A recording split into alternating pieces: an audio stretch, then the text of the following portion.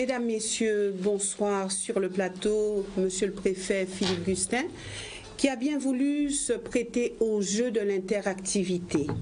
Je vous demanderai donc de poser des questions courtes, précises, afin que nous puissions récupérer un maximum d'appels. Monsieur le Préfet, bonsoir et merci d'avoir accepté notre invitation. Bonsoir.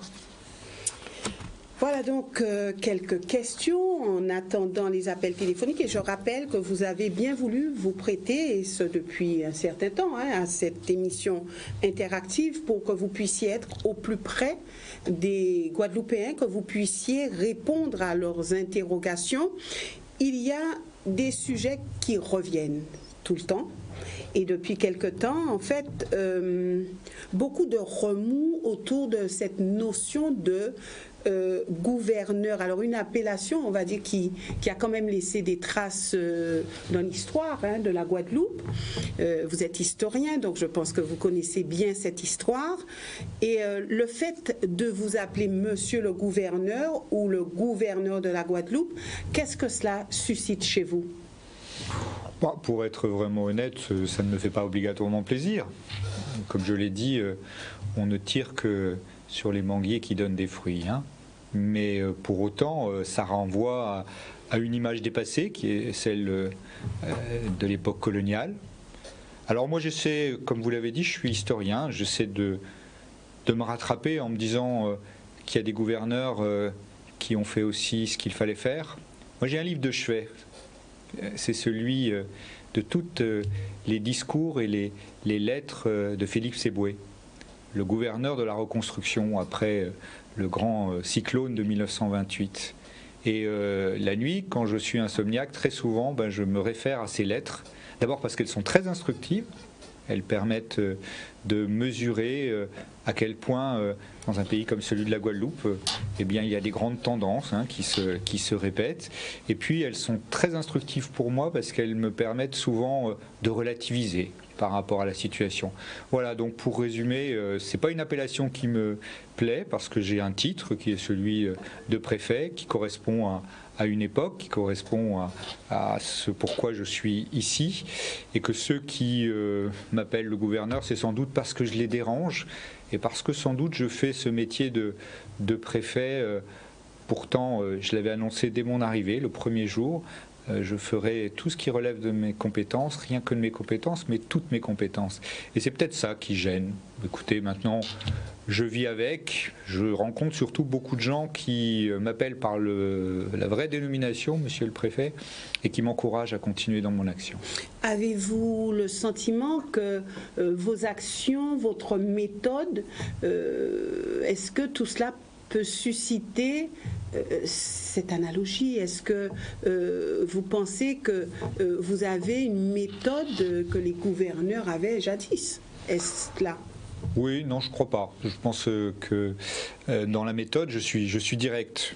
Oui, je suis parfois même brutal, je le sais, parce que je dis des vérités qui dérangent. Peut-être qu'on préfère ne pas les entendre. Mais moi, je suis là, comme je l'ai dit aussi dès mon arrivée, répété à plusieurs reprises sur les plateaux de télévision ou dans les radios ou dans les médias, parce que j'ai chevillé au corps une chose qui s'appelle l'intérêt général.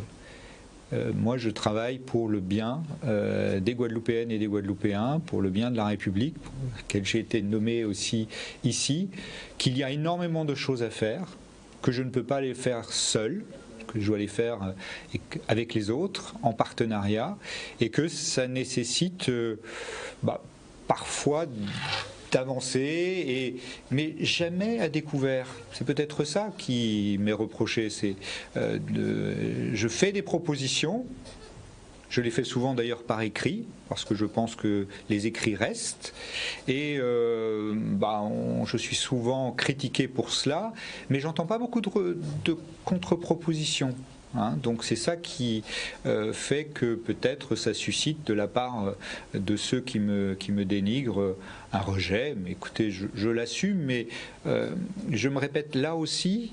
Voilà 18 mois la semaine prochaine que je suis arrivé sur cette terre de Guadeloupe. Je continue, je l'étais encore ce week-end, à être sur le terrain, à rencontrer énormément de gens. des jeunes gens, grâce à Canal 10, vendredi soir. Beaucoup m'encouragent. Beaucoup m'interrogent, c'est ce qui va être fait ce soir aussi. Je pense que vraisemblablement, je ne fais pas suffisamment de pédagogie, moi l'ancien instituteur, donc grâce à vous, je vais peut-être pouvoir expliquer des choses, faire taire aussi des rumeurs, parce qu'il y a aussi beaucoup de rumeurs. Et dans l'ensemble, écoutez, je demande à être jugé sur mes résultats. C'est vrai qu'il y a quand même une situation nouvelle pour les Guadeloupéens, puisque lorsqu'on a entendu l'affaire de Jacques Mangou, après on a eu aussi cette affaire de Monsieur Vainqueur, il y a eu ensuite d'autres choses, alors aussi ce petit couac avec le président de région, maintenant on pense à Max Mathiazin, alors les gens se disent mais qu'est-ce qui se passe? Tout se bouscule, on ne comprend plus, c'est quand même nouveau.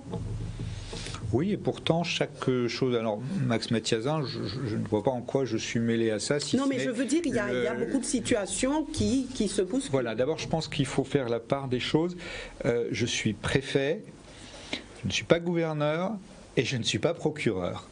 Et je suis vraiment un ardent défenseur de la séparation des pouvoirs. On me prête des pouvoirs que je n'ai pas.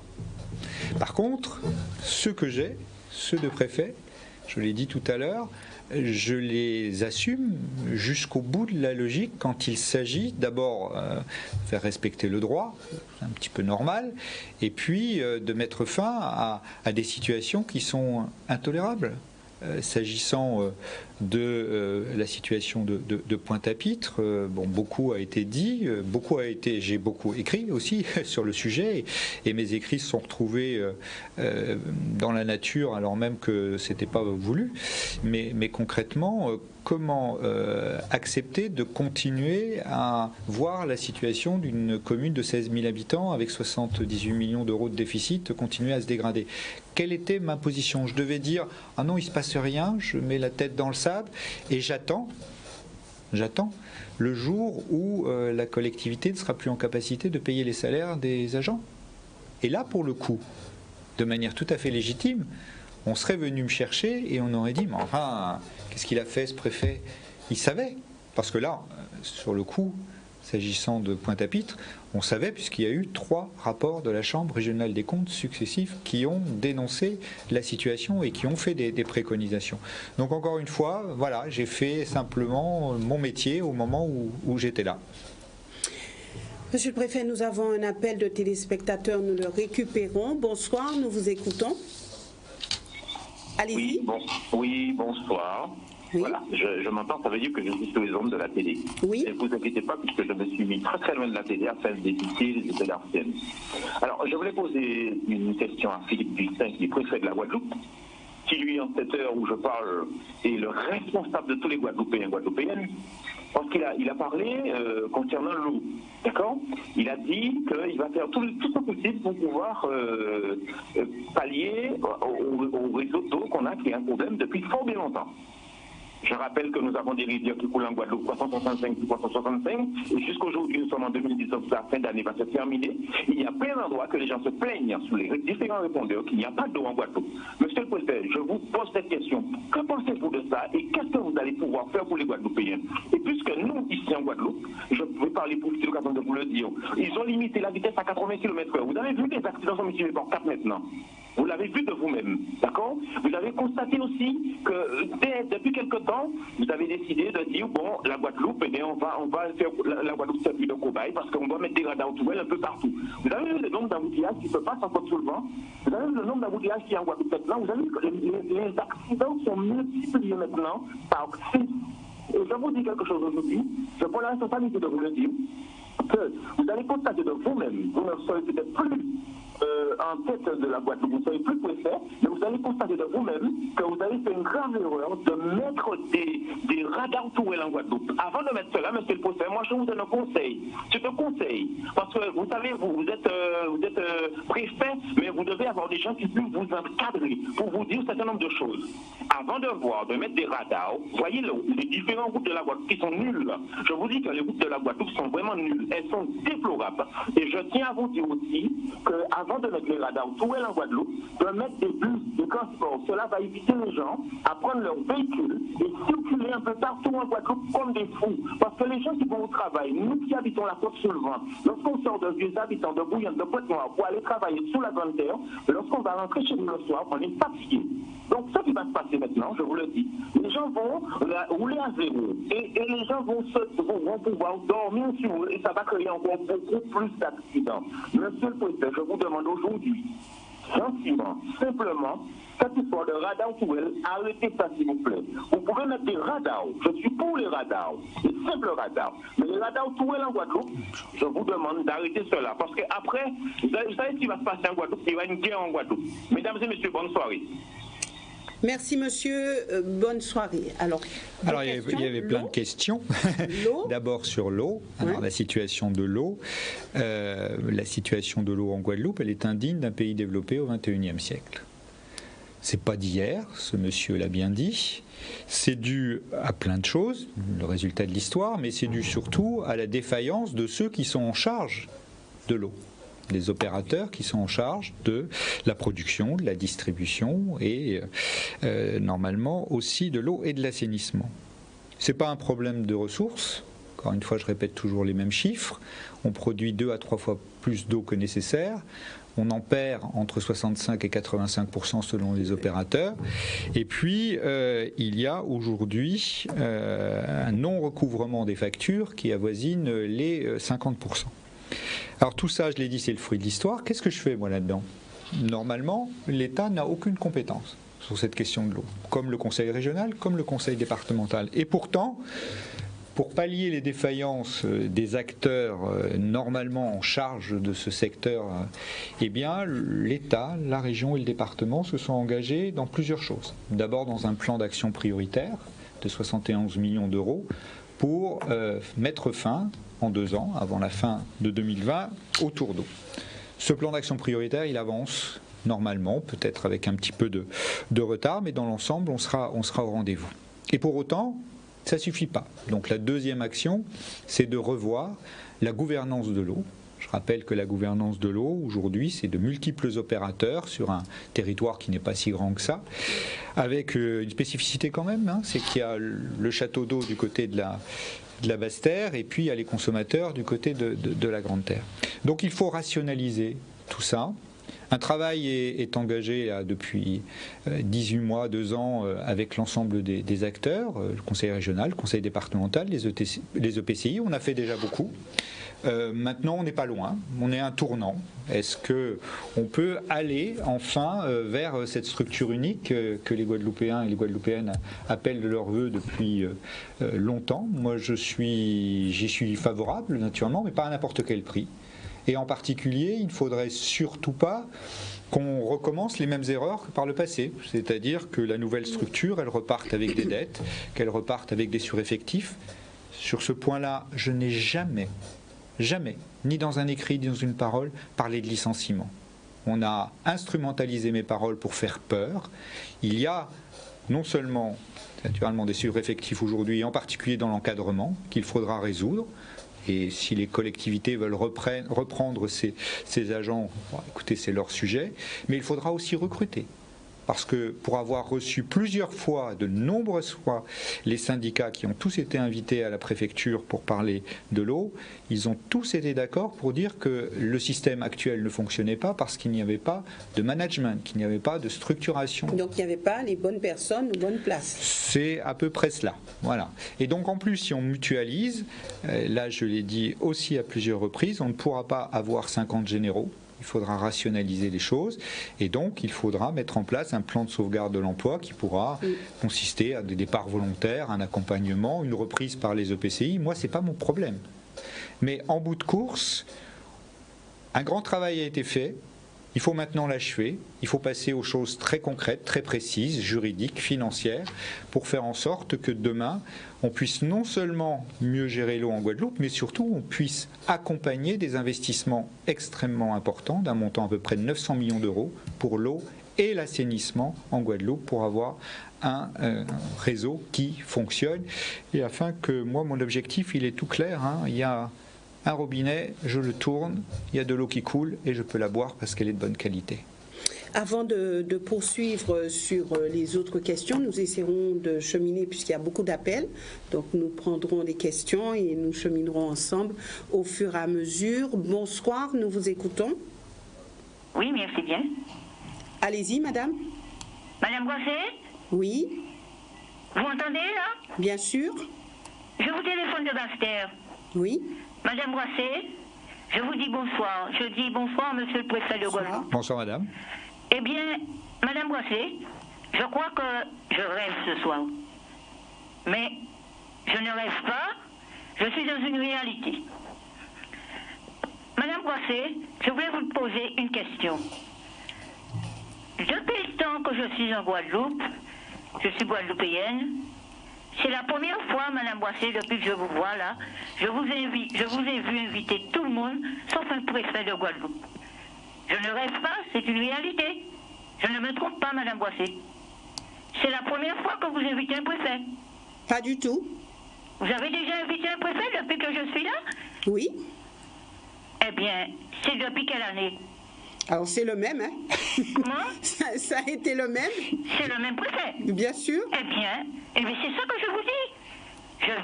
Je ne rêve pas. Je vis une réalité. Eh bien, mon Dieu, je pense que les choses avancent. Normalement, vous savez pourquoi je vous dis ça? Allez-y. J'ai l'impression que les élus qui nous représentent ici, eh bien, j'ai l'impression que les citoyens ont fait faux pas. Nous avons un élu président du département de Guadeloupe. Nous avons un élu président de la région de Guadeloupe. Et nous avons un préfet qui représente l'État. Je ne me trompe pas, monsieur le préfet. Non, c'est madame. ce que je viens de dire. Non, madame. Bon, eh bien, le préfet, normalement, il représente l'État. Il intervient vraiment dans les cas, quelque part, litigieux, d'après ce que je pense dans ce pays. Puisque nous avons des citoyens, nous votons pour un président de région, qui sont censés nous représenter au niveau régional, et un président de département, qui est censé nous représenter au niveau départemental.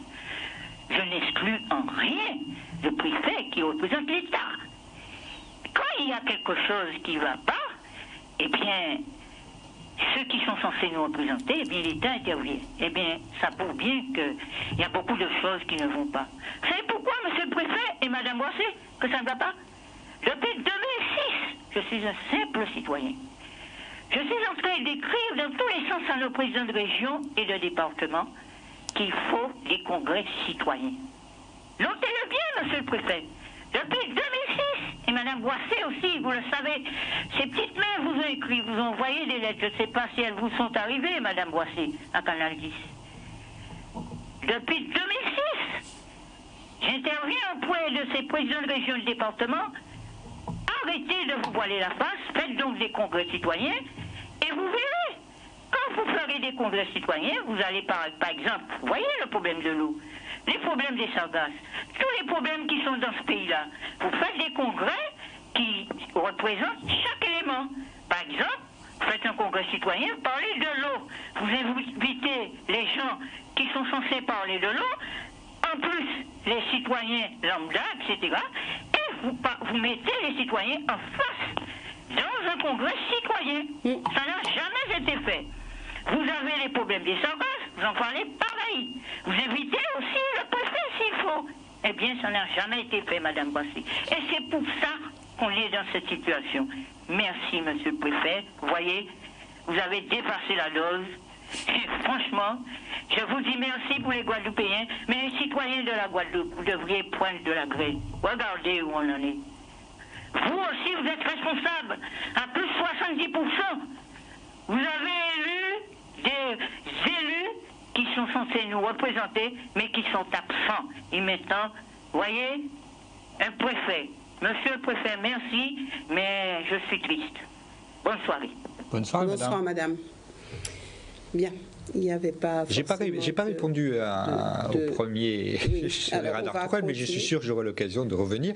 Dire simplement une chose, il n'y a pas de radar tourelle sur la côte sous le vent. Mais enfin bon, C'était important quand même à préciser. Et puis sur le reste, je suis sûr que d'autres téléspectateurs m'interpelleront sur cette question-là. Alors, il faut un congrès citoyen. Cette dame n'avait pas forcément de questions. Alors, Radar Tourelle, mais ce monsieur aussi a parlé d'organisation du transport sur le territoire, puisqu'il dit qu'il faut des bus, il faut un transport organisé. Ça faciliterait peut-être les choses. Alors, sur cette histoire de radar Tourelle, d'accidents, il a dit que depuis qu'il y a les radars, il y a beaucoup plus d'accidents, il a dit multiplié par 6.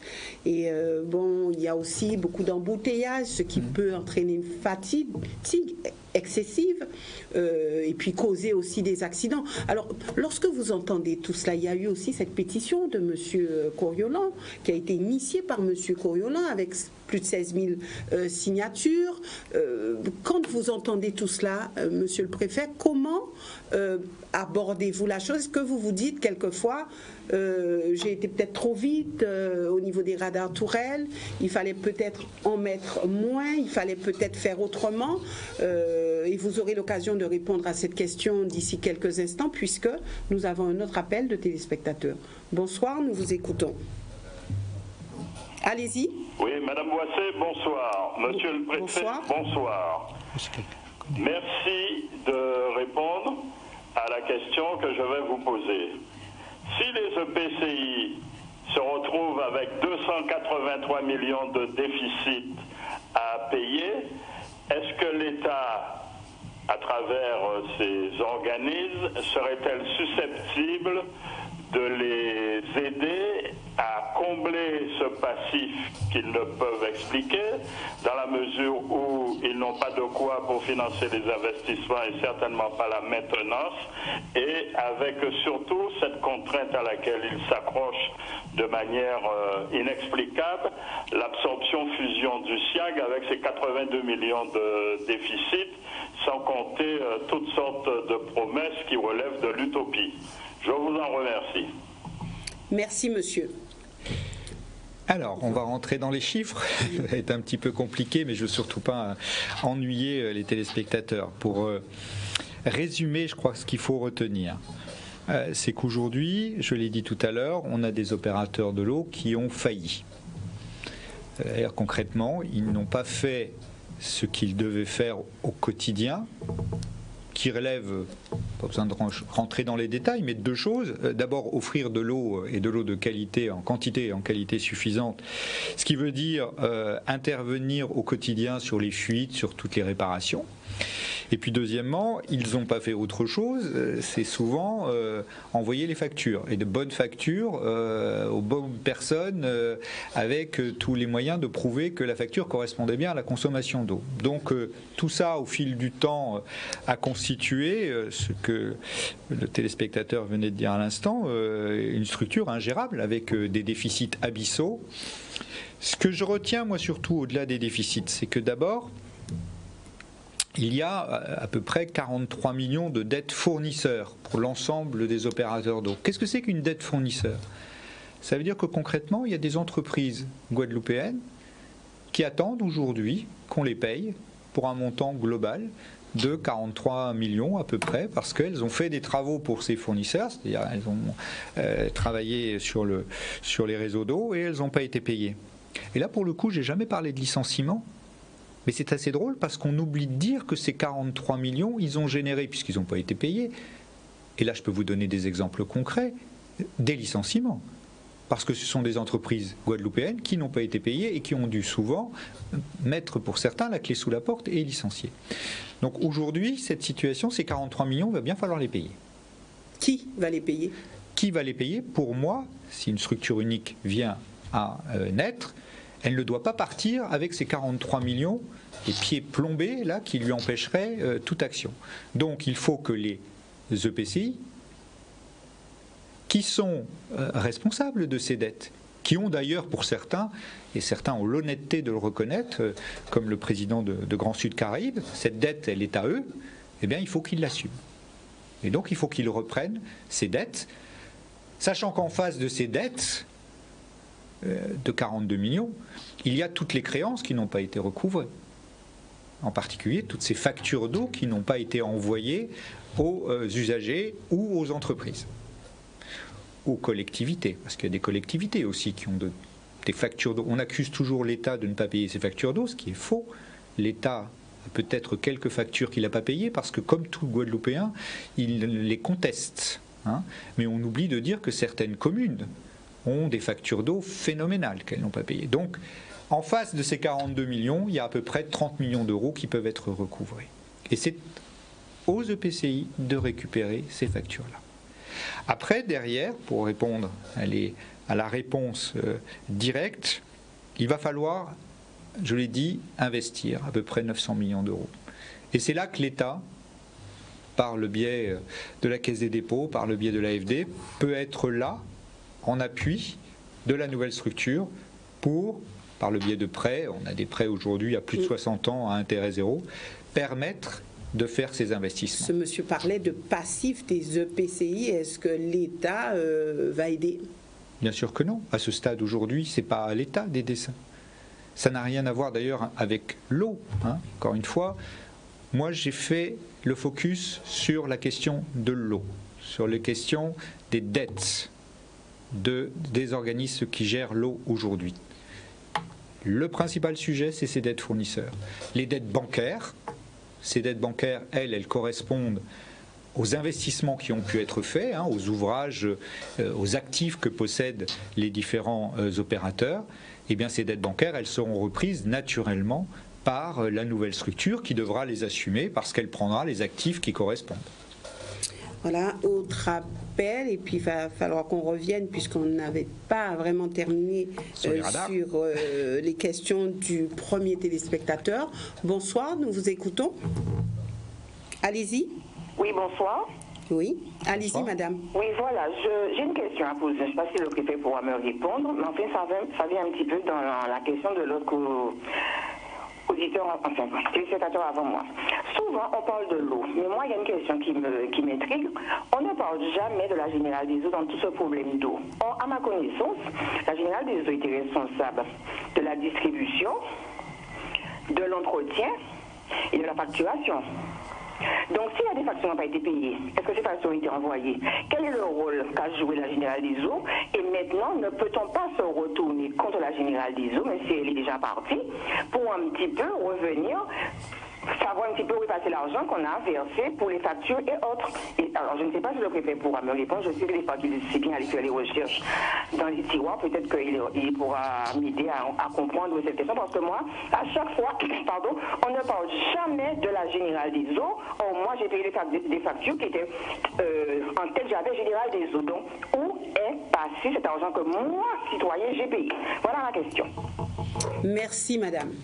Merci, madame. Et puis, est-ce qu'on peut marquer une courte pause et revenir d'ici quelques instants avec monsieur le préfet Philippe Gustin.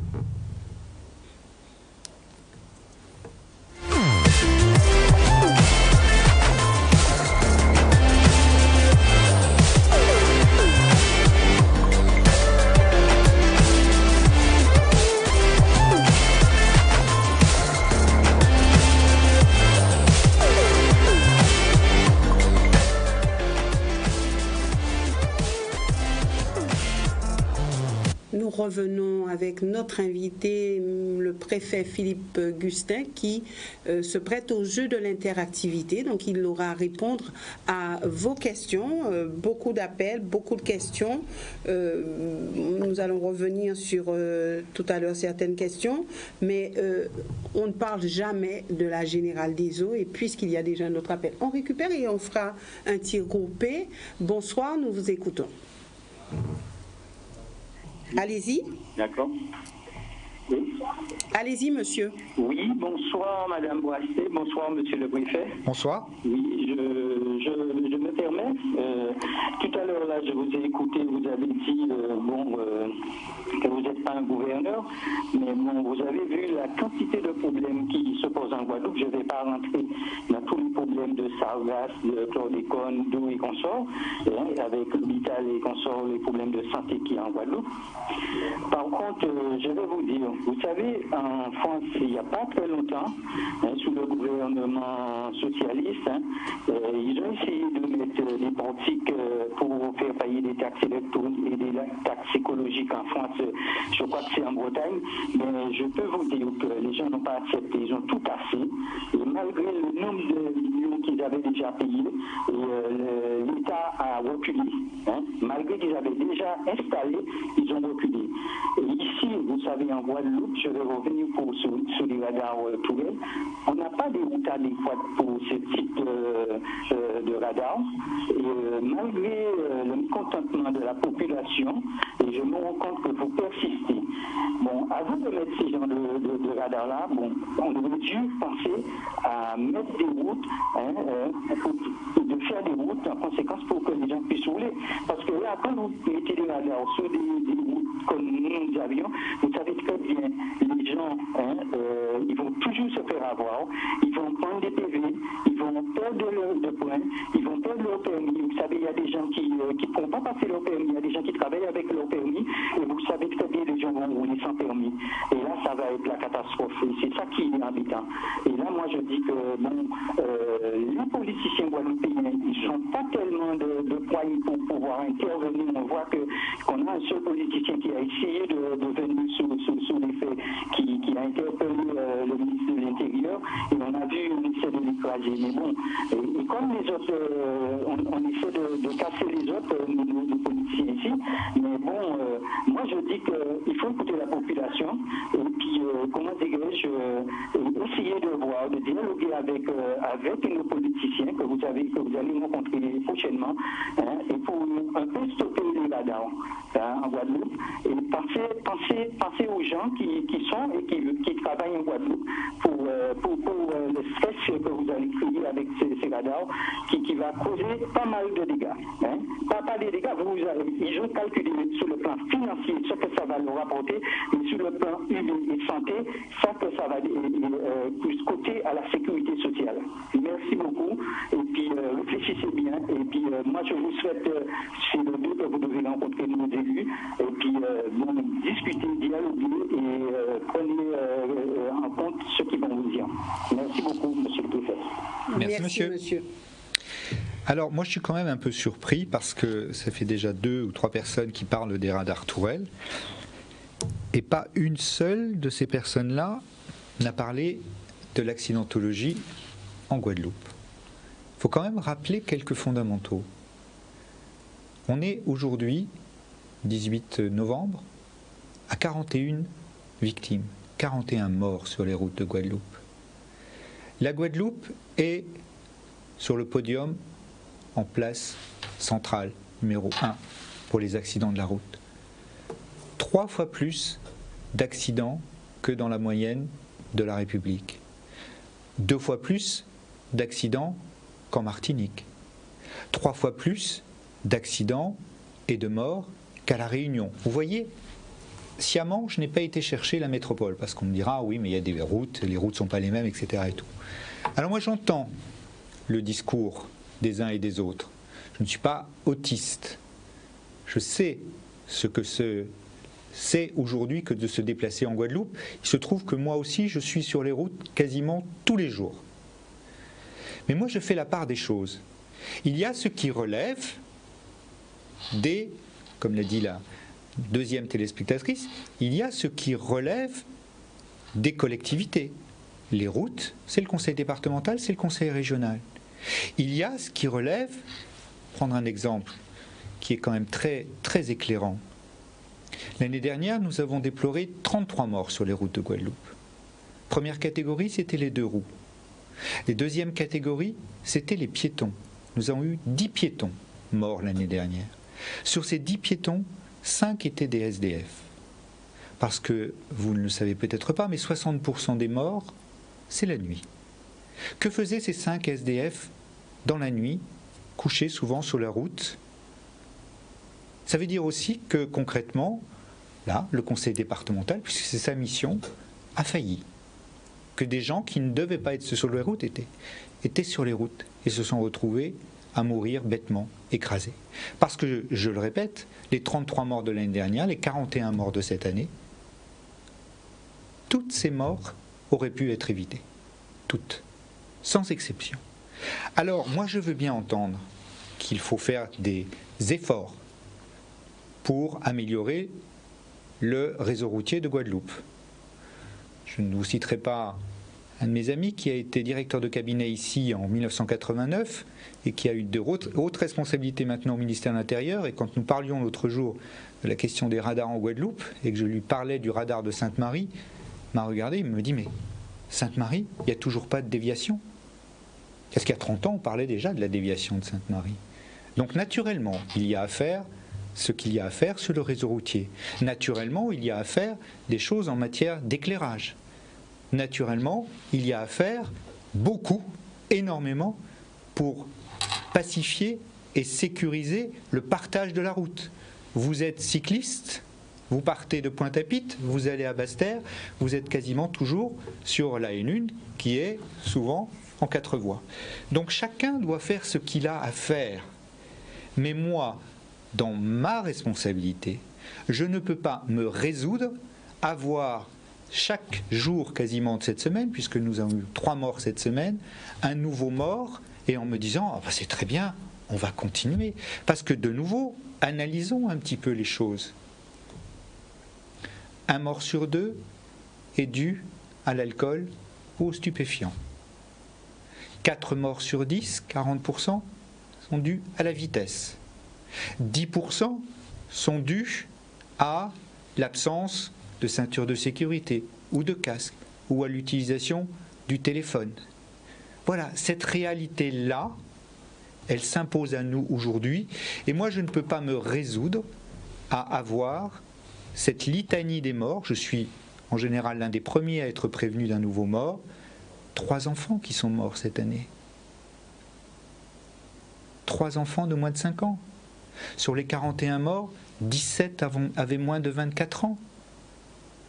On doit continuer comme ça à compter les morts sur les routes de Guadeloupe et se dire on ne fait rien. Alors, les radars, pour revenir et finir là-dessus, il y a 20 radars aujourd'hui en Guadeloupe. Il y en aura 20 demain actifs. Il y aura une centaine de radars, mais 80 seront inactifs. Pourquoi ? Et je n'aime pas qu'on me dise aussi qu'on prend les Guadeloupéens pour des cobayes, parce qu'aujourd'hui, il y a à peu près 500 radars dans toute la République. Il y en aura qui vont monter aussi en puissance au même moment qu'on va développer le nombre de radars en Guadeloupe. Qu'est-ce qui se passe avec les radars aujourd'hui, les 20 radars que nous avons ? Vous l'avez tous vécu. On freine avant le radar, ce qui engendre d'ailleurs des bouchons, je pense à Sainte-Marie, et puis dès qu'on a passé le radar, on accélère. Donc avec les 80 radars qui ne seront en fait, les 80 radars qui seront des leurres, ce qu'on veut, c'est pacifier le territoire et faire en sorte que l'on régule la circulation et la vitesse sur l'ensemble du territoire. Oui. Alors certains pensent que les radars n'empêcheront pas les accidents, qu'au contraire, certains disent oui, après il y a la fatigue, puisqu'il faut ralentir, il faut toujours se préoccuper des radars. Combien y avait-il de morts en l'an 2000 en Guadeloupe, vous le savez ? Madame Boisset, combien y avait-il de morts en Guadeloupe ? Il y en avait plus ? Il y en avait plus d'une centaine. En l'an 2000 ? Oui. Il y a encore quelques années, en 2012, on était à 75.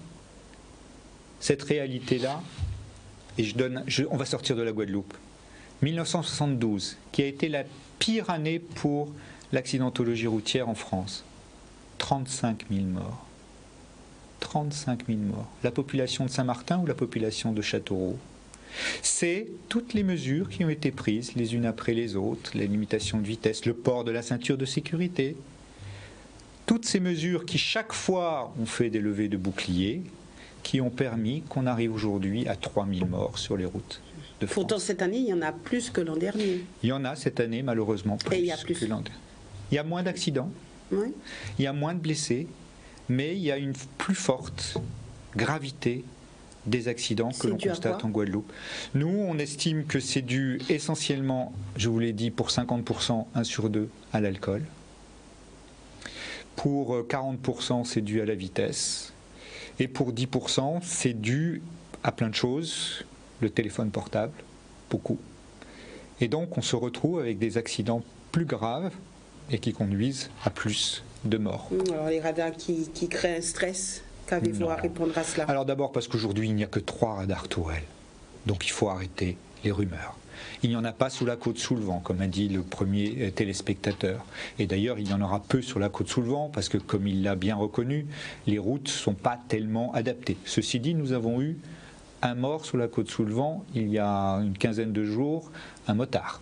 Donc il y a aussi des morts sur ces routes-là. Je rappelle aussi une chose, parce que 2 choses qui me semblent, il faut tuer ces rumeurs qui sont inacceptables, surtout quand on parle de la vie humaine. D'abord, il y a eu une concertation lancée par mon prédécesseur. J'en ai toutes les preuves, tous les échanges avec les élus pour définir les endroits où on allait installer ces radars. Donc on ne peut pas dire qu'on a découvert ce sujet le jour où j'ai installé le premier radar. Quand les élus disent qu'ils sont oui, eh bien, écoutez, ils ont. Moi, je vais ressortir l'ensemble des courriers que j'ai adressés. D'ailleurs, c'est assez bizarre. Tout fuite quand ça sort de mon bureau, mais le courrier que j'ai adressé à l'ensemble des élus et parlementaires, celui-là où je réexpliquais toutes les choses, où je redonnais toutes les dates des courriers, tout, celui-là, il n'a pas fuité. Et je peux vous le montrer, Madame Boisset, si vous le voulez. Oui, je veux bien. Deuxième chose. Quelque chose que je ne peux pas accepter non plus. Parce que j'ai vu un sondage fait par un journal de la presse écrite guadeloupéenne. Le principal objet de ces radars, c'est de faire en sorte que l'État s'en mette plein les poches. D'abord, je rappelle que l'État, c'est vous, c'est moi, c'est nous. C'est pas une personne qui piquerait l'argent dans la poche des pauvres contribuables. Et puis deuxièmement, c'est un mensonge. C'est un mensonge. Cet argent qui relève après des contraventions par les radars, il revient à la fois pour des questions de sécurité routière, pour payer d'autres radars, pour payer, entretenir tout ça, mais il revient surtout pour être versé par le biais du conseil départemental aux communes pour qu'elles fassent justement les aménagements routiers dans les endroits où il y a eu de l'accidentologie. Donc je veux tuer cette rumeur, qui est une fausse rumeur, selon lequel les radars sont faits essentiellement pour piquer l'argent dans la poche des Guadeloupéennes et des Guadeloupéens. Alors, est-ce que quelque part, ce n'est pas quand même déplacer le problème, puisque s'il y a beaucoup de radars, ou même les mêmes, mais que les gens se fassent prendre, il y en a peut-être beaucoup qui vont rouler sans permis, des gens qui perdront leur point et puis qui devront aller travailler, donc qui n'auront pas, qui perdront le permis. Alors est-ce que là aussi il n'y a pas quelque chose à faire? Mais écoutez, il y a sans doute quelque chose à faire. La première chose à faire, c'est de respecter le code de la route. Parce que c'est ça quand même là aussi. Les appels à la désobéissance, etc. et tout, c'est quand même un appel à la désobéissance du respect de la loi et de la réglementation. Deuxième chose, je pense que je ne vous ai pas convaincu, mais pourtant je crois que il y a d'abord, la vie humaine n'a pas de prix. Moi, si un radar arrive à éviter un mort ou deux, ça payera plus que le prix des radars. Et puis, deuxièmement, la Guadeloupe se caractérise, je vous l'ai dit, par une très très forte accidentologie, 3 fois plus qu'en moyenne. J'ai l'impression qu'il y a, et on le voit avec le monde associatif, il y a des gens qui sont engagés sur cette question de la sécurité routière, et j'en ai plein qui me viennent à l'esprit, parce que je les ai rencontrés. Très souvent, ils se sont engagés parce qu'ils ont vécu un drame. Ils ont perdu un enfant, un proche. Peut-être qu'ils sont pas, ils font ce qu'ils font au titre bénévole, mais qu'on ne leur laisse pas suffisamment la parole. On entend les gens qui se plaignent, qui crient au scandale, etc. et tout. On n'entend pas assez ces gens qui, toute leur vie, vivront avec ces drames, parce que leur vie sera brisée, pour ne pas parler de tous ceux qui sont blessés et qui toute leur vie porteront aussi le poids de cet accident, dont je rappelle encore une fois, parce que c'est ça qui est terrible, que la plupart, en tout cas je vous l'ai dit, les 41 morts de 2019, les 33 morts de 2018, tous auraient pu être évités, mais il en va de même naturellement des blessés. De nombreux blessés auraient pu être évités. Nous avons quand même un accident grave par jour en Guadeloupe. Autre appel de téléspectateurs. Bonsoir, nous vous écoutons. Merci. Allez-y.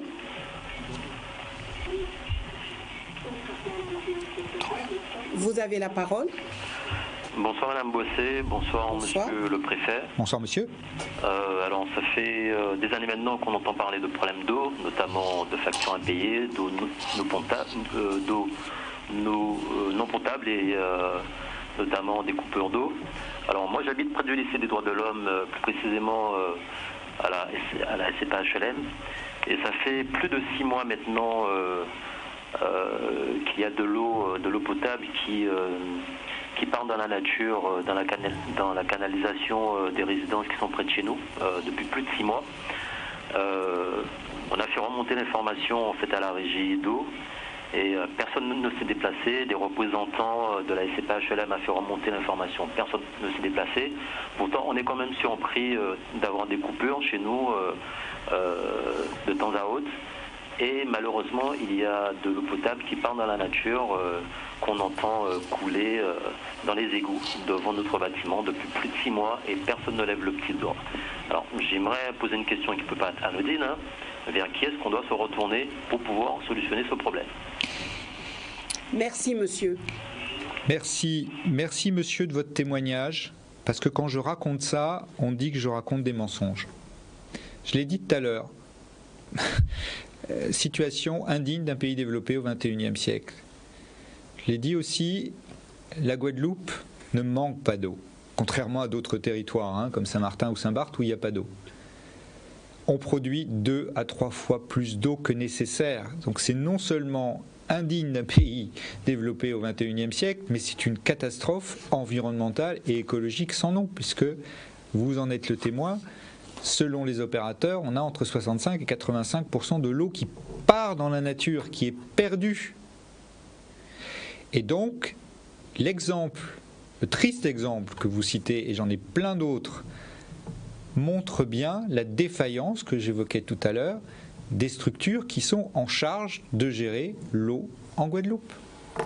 Concrètement, elles ne font pas ce que j'évoquais tout à l'heure, le minimum, c'est-à-dire faire en sorte, je vois de l'eau qui coule, il y a un usager qui m'appelle, je viens, je fais le nécessaire. Pourquoi ne le font-elles pas? Pourquoi? Parce qu'elles sont complètement désorganisées, parce qu'elles n'ont plus les moyens de le faire. Ce n'est pas un problème de compétence des agents sur le terrain. C'est les premiers à souffrir de cela, c'est-à-dire de voir qu'ils n'ont pas... L'autre jour, je recevais des syndicats de l'eau. Il me disait, on n'a même pas une pelle. Monsieur le préfet. Non, et il disait la vérité. Ils n'ont pas une pelle. Il disait la vérité. Monsieur le préfet. Donc on en est arrivé à une structuration du service de l'eau aujourd'hui qui est dans le mur. Donc il faut mettre fin à tout ça. Ça suppose de réorganiser les choses, tout le travail de gouvernance que j'évoquais tout à l'heure, qui peut paraître très... Je comprends que les Guadeloupéennes et les Guadeloupéens estiment que tout ça, c'est pas le débat, parce qu'eux, ce qu'ils veulent, c'est de l'eau. Mais pour autant, pour qu'il y ait de l'eau, il va falloir passer par ce travail de restructuration, d'organisation d'une structure unique de l'eau, puisque c'est ça qui a été souhaité. Moi, je ne me positionne pas par rapport à ça, c'est un choix des élus, et que derrière, cela fonctionne. C'est-à-dire que concrètement, comme le dit monsieur, comme le dit monsieur, parce que c'est dommage, le monsieur a quitté il pourrait nous rappeler, mais je suis sûr que ce monsieur a fait ce qu'il a dit, ou que son syndic a fait ce qu'il a dit. C'est-à-dire que concrètement, ils ont essayé d'appeler. Ils ont signalé depuis des mois et des mois cette fuite, et rien n'a été fait. Donc concrètement, il faut que tout cela cesse. Il faut qu'au-delà des investissements... Ah, il faut changer sans doute aussi certains hommes, bien sûr, et certaines femmes. Bah, la responsabilité, elle est là. Quand même, il y a une chose dont tout le monde est à peu près certain, et le témoignage qu'on vient d'avoir là est très clair, c'est que concrètement, ça ne fonctionne pas. Bah, si ça fonctionnait, ça fait déjà 3 questions qu'on a eues sur l'eau, ça se saurait. Et si ça ne fonctionne pas, c'est qu'il y a une part de responsabilité. Et moi, je vais encore plus loin, pour l'avoir dit, je crois même ici sur ce plateau il y a quelque temps, si on prend les mêmes et qu'on recommence, on aura vraisemblablement le même résultat. Donc concrètement, oui, dans l'encadrement, il y aura sans doute à changer le casting. Donc il faut faire en sorte que ces personnes s'en aillent. Bah, il faut faire en sorte. Mais non, c'est pas une histoire. Moi, et là, de nouveau, qu'on ne m'accuse pas de vouloir licencier des gens. Moi, ce que je dis, c'est qu'il faut, si le choix a été fait et si on aboutit à la mise en place d'une structure unique, il faudra recruter l'encadrement qui mènera et qui conduira en particulier ces investissements importants, dans la plus grande transparence. Et il faudra que ce qu'il prime dans le recrutement de ceux qui dirigeront la future structure demain, en termes administratifs s'entend, ça soit la compétence et pas d'autres critères. Alors justement, avant de récupérer un autre appel, j'aimerais revenir sur ce recrutement, puisque ce qui se dit sur les réseaux sociaux, c'est que oui, ce recrutement ne se fera pas en Guadeloupe et que ce ne sont pas des Guadeloupéens qui seront à la tête de cette structure. Mais ça, franchement, c'est un faux procès, de nouveau. Moi, ce que je demande, c'est que ces recrutements se fassent dans la transparence. Il se trouve que, ça fait 18 mois que je suis ici, le dossier de l'eau, je pense, tout le monde dit que je ne le connais pas, mais je pense y avoir travaillé un petit peu, y avoir investi un petit peu, et avoir rencontré des Guadeloupéennes et des Guadeloupéens qui se sont fait mettre de côté et qui ont les compétences nécessaires. À eux, après, de postuler demain en toute transparence, comme dans toute structure qui se crée, comme dans toute entreprise que l'on crée, il faut définir, les profils de poste. De qui avons-nous besoin, c'est-à-dire un organigramme qui soit clairement défini, et puis derrière, il faut un appel à candidature, et que cet appel à candidature doit être le plus transparent possible. Et le recrutement, après, je le répète, se faire sur les compétences en adéquation avec les profils de poste et avec les personnes qui candidateront. Et donc, il y aura sans doute des candidatures qui viendront d'ailleurs, mais il y a de quoi faire en Guadeloupe et il y a suffisamment de compétences en Guadeloupe pour mener à bien cet énorme défi, parce que c'est un défi qui durera sans doute quelques années, de remettre en ordre la question de l'eau et de l'assainissement, parce qu'on parle trop souvent de l'eau et pas suffisamment d'assainissement, ce qui est aussi une vraie problématique. Nous récupérons un appel de téléspectateurs, et puis il y avait cette question aussi, oui, mais la Générale des Eaux qui a récupéré notre argent et qui est partie avec cet argent, alors que doit-on faire? Est-ce qu'on ne peut pas se retourner contre la Générale des Eaux? Nous y reviendrons juste après. Bonsoir, nous vous écoutons. D'accord, merci. Allez-y. Oui, bonsoir Madame Brassé. Bonsoir Monsieur. C'est Monsieur Christine de la Guadeloupe. Oui. On s'est connus du temps de Rodriguez et Ibo Simon et la bande Hannibal. Bref, bonsoir Monsieur le Préfet. Bonsoir Monsieur. Est-ce que Madame Hannibal et Madame Brassé, je peux poser une question au Préfet? Bien sûr, vous êtes là pour ça, Monsieur. Monsieur le Préfet, je suis un homme de 43 ans et jeune toujours dans mon esprit, dans ma tête. Il y a des gens qui font faire l'ENA, mais il y a des gens qui sont intelligents. Moi, je suis intelligent. Je vais vous poser 2 questions. Est-ce que cet argent des radars qui sont en Guadeloupe reste en Guadeloupe? Et secondo, je vous dirai quelque chose. Il y avait Michel Robéo, un Martiniquais, qui était dans le truc d'automobile de la Guadeloupe. J'oublie le nom de ce truc. La prévention routière. Très bien, oui. Et je vais dire une chose, je ne crois pas à la prévention routière ni contre. J'ai 51 ans, j'ai jamais touché une voiture, j'étais commercial en Guadeloupe. Les radars, cet argent, on devait servir à quelque chose pour les pauvres. Parce que je sais que vous ne pouvez pas me dire le chiffre, et je l'écoute en France, le nombre de millions d'euros que ça ramène pour l'État. Et autre chose, je vais vous dire la dernière, je suis pas dans aucune religion, mais je vous dirai, La seule personne, malheur à l'homme qui croit à l'homme. S'il n'y a que Dieu qui empêchera aux gens de mourir. Parce qu'il y a un pont qui est fondé en France maintenant, vous le saviez, il y a des morts, ce n'est pas des radars qui vont les voir.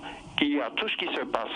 Dans le monde, il y a des morts, et les morts, il y en aura toujours, et aucune personne n'empêchera aux gens de mourir que Dieu. Merci, une bonne soirée, Madame Evelysse. Et puis, Monsieur le Préfet. Bonne soirée. Bonsoir, Monsieur. Merci à vous. Je pense que j'ai déjà répondu à la question de monsieur. L'argent des radars, il revient en Guadeloupe, oui.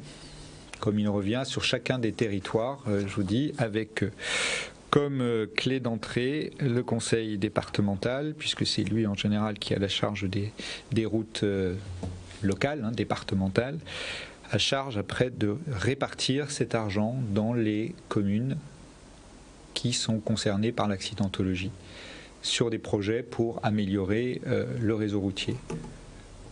D'accord. Maintenant, concernant la Générale des Eaux... Alors, concernant la Générale des Eaux, moi, c'est une histoire qu'on me resserre assez souvent. Alors, je répondrai deux choses. D'abord, s'il y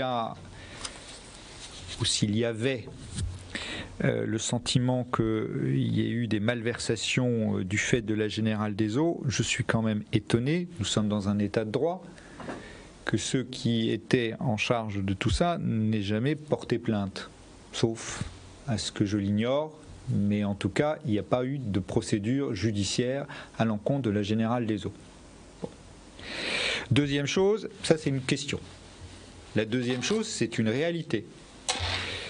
Dans le travail que nous avons effectué avec la région, le département et les EPCI depuis quelques mois dans la perspective de la création d'une structure unique de l'eau, on a, et je crois que tout le monde le reconnaît par rapport à la tentative de 2014-2015 qui devait conduire aussi à un syndicat unique et qui a avorté, on a fait un énorme travail quasiment d'archéologie pour placer les pièces du puzzle qui vont permettre de créer la structure unique demain. C'est-à-dire, avec en particulier des financements de l'État, on a dressé la cartographie des actifs et des passifs des différentes structures organisatrices et des opérateurs.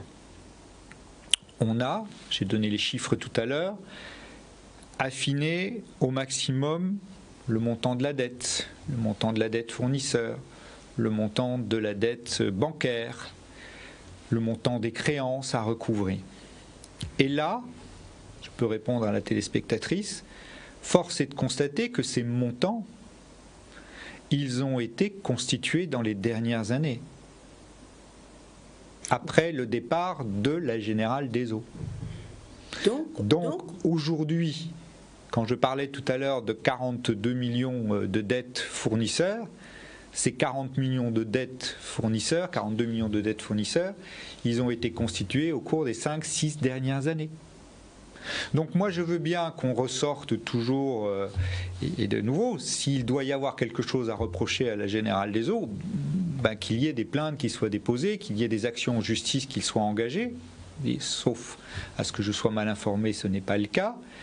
Mais une chose est certaine, la physionomie actuelle, les dettes, etc. et tout, c'est quelque chose qui a été constitué là au cours des dernières années avec les opérateurs qui ont pris la suite de la Générale des Eaux. Si ce n'est pas la Générale des Eaux, c'est qui? Écoutez, qu'il y ait eu pendant des années et des années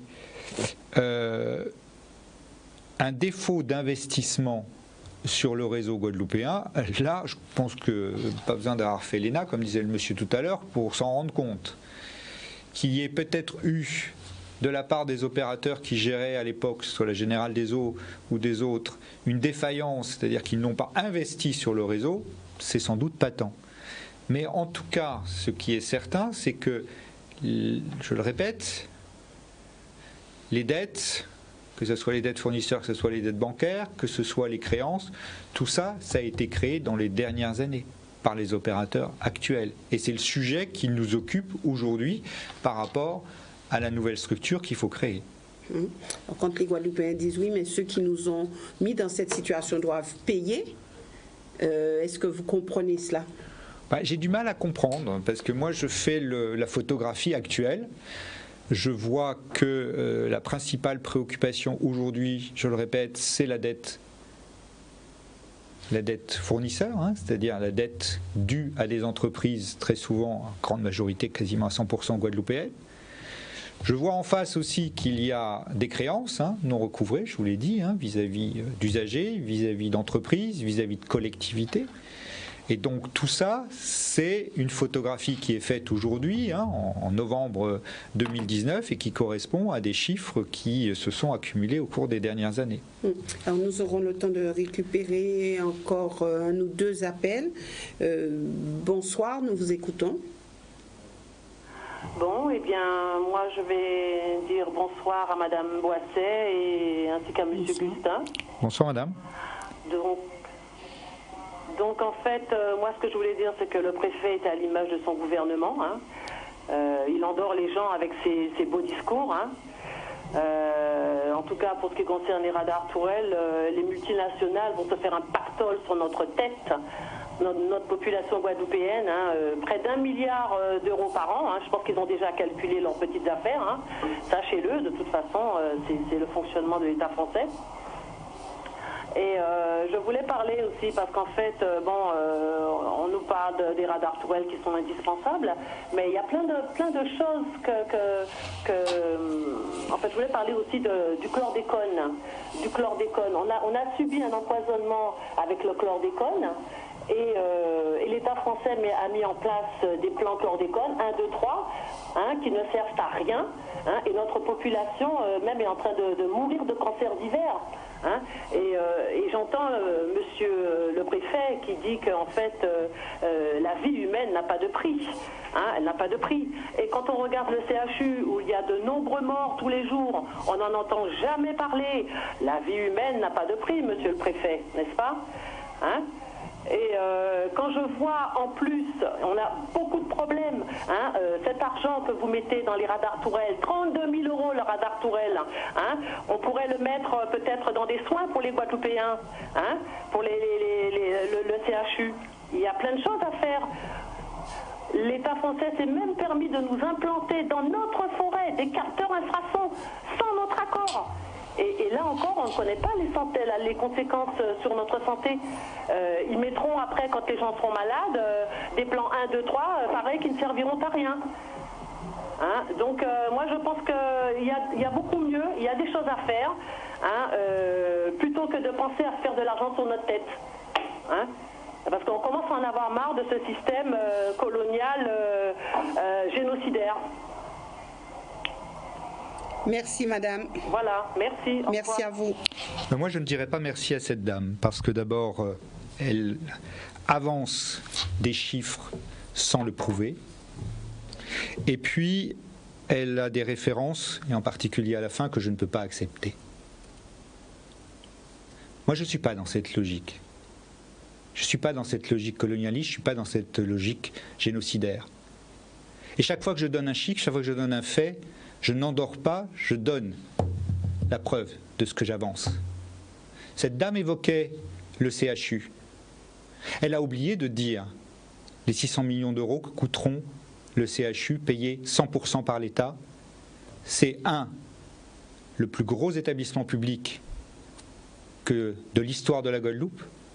C'est 2, le seul hôpital construit avec un financement 100% d'État de toute la République, et ce sera sans doute l'un des plus modernes, parce que nous voulons ce qu'il y a de mieux pour la santé des Guadeloupéennes et des Guadeloupéens.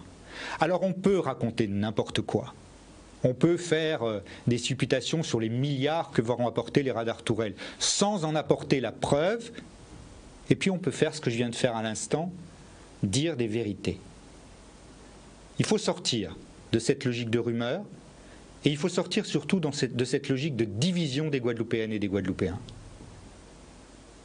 Moi, je ne peux pas l'accepter. Je ne peux pas accepter ce que vient de dire cette dame. Avez-vous le sentiment d'être un incompris? Bien sûr, mais heureusement pas par tous. Voilà, qu'il y ait des instrumentalisations politiques, surtout dans cette période préélectorale. Ça, je peux bien le comprendre, je ne suis pas né de la dernière pluie. Mais qu'on raconte n'importe quoi, qu'on avance après des arguments qui sont vraiment inentendables, ça, je ne peux pas le laisser faire. Alors, est-ce que, Monsieur le Préfet, est-ce que votre feuille de route a évolué? Est-ce qu'on peut dire que vous avez un petit peu peaufiné les choses? Vous vous êtes dit, bon, il va falloir réajuster, ou est-ce que votre feuille de route est la même? Et est-ce que vous irez jusqu'au bout? Mais la feuille de route, elle bouge tous les jours. Mais vous l'entendez bien avec les interventions de vos téléspectateurs, il y a quand même des grands axes qui sont les mêmes, qui restent têtus. La question de l'eau et de l'assainissement, elle est centrale. Parce que non seulement la vie n'a pas de prix, mais l'eau, c'est la vie. Moi, je ne connais pas de territoire qui puisse vivre, qui puisse se développer s'il n'a pas de l'eau. Donc pour moi, c'est ça qui me motive. Parce que comme je l'ai dit tout à l'heure, l'État n'a pas vocation à s'occuper d'eau et d'assainissement. Et pour autant, mais c'est la même chose, le président Chalus vous dirait la même chose, ou la présidente Borel-Lacertin vous dirait la même chose. Nous avons été amenés à nous occuper de ces sujets-là parce qu'il y avait des faillances du système. Monsieur l'expliquait très très bien tout à l'heure quand il parlait de sa fuite devant son immeuble. Donc voilà, aujourd'hui, ma feuille de route, elle est claire. Elle s'adapte, pour répondre à votre question, Madame Boisset, tous les jours en fonction des réalités, parce qu'il peut y avoir naturellement tous les jours de nouveaux sujets qui émergent. Et pour autant, il y a des lignes directrices, et ces lignes directrices, oui, je les suis, et je les suis toujours avec deux sujets et deux préoccupations, l'intérêt général, et puis cette volonté d'équité, parce que je reste persuadé que c'est ça qu'attendent la plupart de nos compatriotes guadeloupéens. Je récupère un dernier appel. Bonsoir, vous avez la parole. Oui. Allez-y. Oui. Oui, madame. Oui, bonsoir. Bonsoir. Bonsoir, madame. Oui, bonsoir, Evelyne. Bonsoir, monsieur le préfet. Oui, allez-y. Monsieur le préfet, vous dites que vous mettez les radars taurines en Guadeloupe, c'est parce qu'il y a beaucoup trop de morts. Et là, je suis tout à fait d'accord avec vous. Mais j'ai une seule question à vous poser, s'il vous plaît, et répondez-moi. Combien de Guadeloupéens qui meurent chaque année par le chlordécone? Merci beaucoup. Bonne soirée. Merci, madame. Alors, sur la chlordécone, madame, d'abord, contrairement à ce que disait la téléspectatrice avant vous, on a fait énormément de progrès dans la compréhension du phénomène, on a fait énormément de progrès et on doit en faire encore énormément, dans l'analyse des terres qui sont polluées à la chlordécone. On sait qu'aujourd'hui, elles sont à peu près 16% du territoire guadeloupéen, sont susceptibles d'être contaminés à la chlordécone. Aujourd'hui, on doit poursuivre. Et c'est ce que nous faisons, y compris dans le cadre de débats. Il y en avait encore un et de présentation dans un grand centre commercial de Basse-Terre, et il y en aura dans les jours qui viennent encore ailleurs. On doit poursuivre sur plusieurs axes. D'abord, la connaissance, et la connaissance en particulier sur les impacts sanitaires.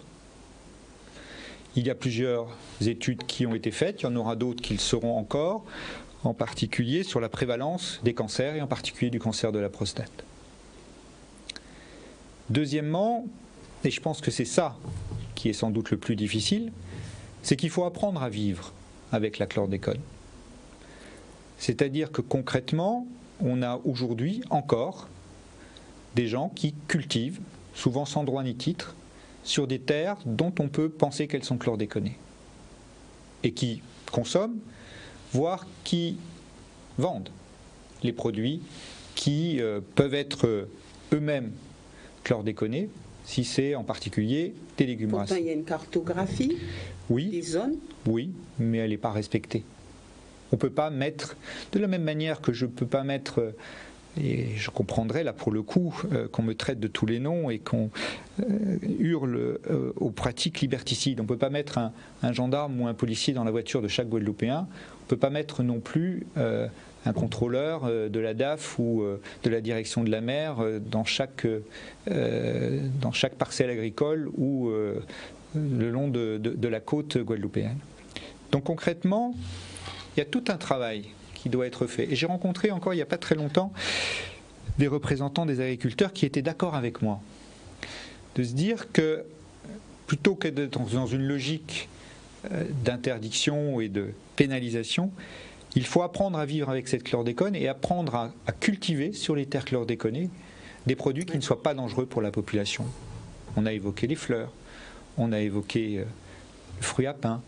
Là, il y a des choses que l'on peut cultiver sur des terres chlordéconées pour permettre à ces personnes qui vivent de leur travail de commercialiser des choses qui ne soient pas dangereuses pour le reste de la population.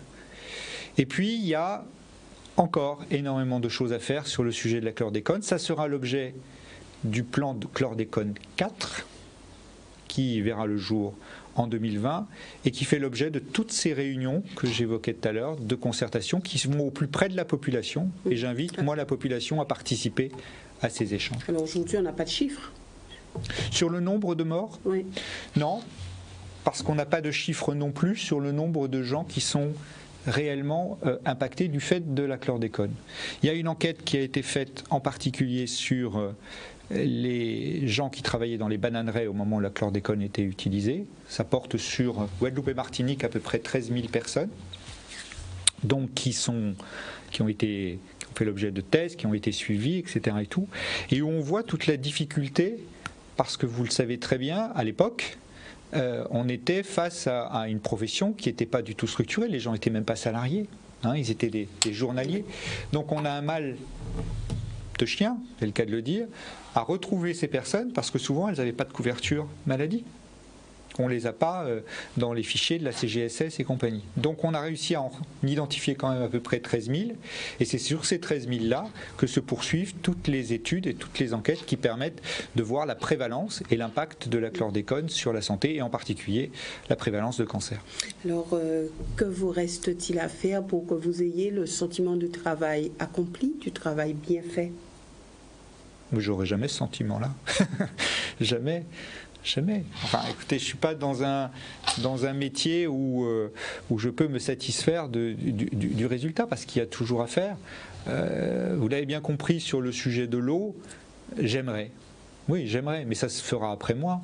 J'aimerais que tout le travail qui a été engagé depuis plusieurs mois et qui était engagé déjà avant moi pour créer une structure unique, pour faire en sorte que les choses fonctionnent mieux, que tout ça, ça porte ses fruits, oui.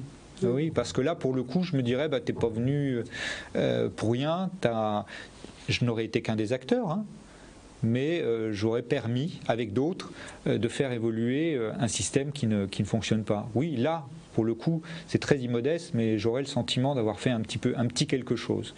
Mais sur le reste, non, je peux pas me satisfaire. Je peux pas me satisfaire quand, tout à l'heure encore, j'apprenais qu'il y avait un 41e mort sur les routes. Je ne peux pas me satisfaire quand, en venant tout à l'heure, je m'apercevais aussi, et comme d'autres, hein, je crois qu'il faut aussi... Je l'ai dit l'autre jour devant les jeunes avec qui j'ai eu ce débat sur les conduites à risque et sur la sécurité routière. Il arrive quand même à beaucoup de Guadeloupéens de voyager à l'étranger. Et puis l'étranger, ça peut être par exemple les États-Unis, ça peut être la Floride, pour ne pas parler de Cuba ou d'autres régions de la Caraïbe. Quand ils sont dans ces pays-là, est-ce qu'ils enfreignent les règles de sécurité routière ? J'ai eu un grand silence l'autre jour quand j'ai posé la question à ces jeunes gens qui voyagent beaucoup. Et ils m'ont répondu non. En tout cas, leur regard répondait non. Pourquoi est-ce qu'on se sent autorisé à faire des choses ici qu'on ne fait pas ailleurs ? C'est des bonnes questions intellectuelles.